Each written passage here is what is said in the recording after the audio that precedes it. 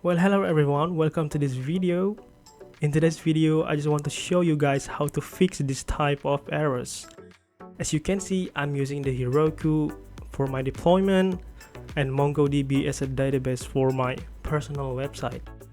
So if you go to the Heroku and go to the view logs, I found the typical error of like these messages.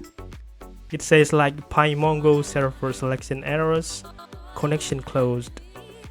So actually this problem is really simple. All you have to do is just go to the MongoDB clusters.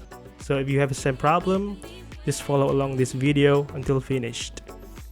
So you can go to the MongoDB and there are several of lists that you can access. In this video I will guide you. Just go to the network access and there are a couple of lists that allow you to access the database. And after that, just add some IP address and then just click the button above there and you will add the new IP address. So it will allow for a third application to access that database from the different IP address. So just wait for a couple minutes, it would not take a long time.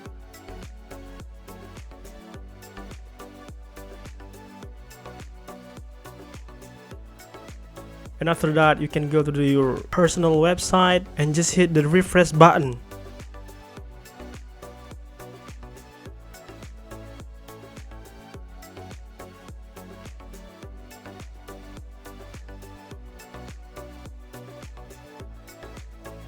And yeah, it works. As you can see, there is no error and we can test it to read and add to MongoDB database, of course.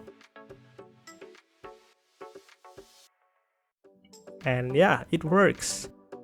So I think that's quite simple and you can do it by yourself and just prepare for the MongoDB websites, also Heroku. And yeah, thank you for watching. If you find this video is helpful, don't forget to share and I'll see you in the next time.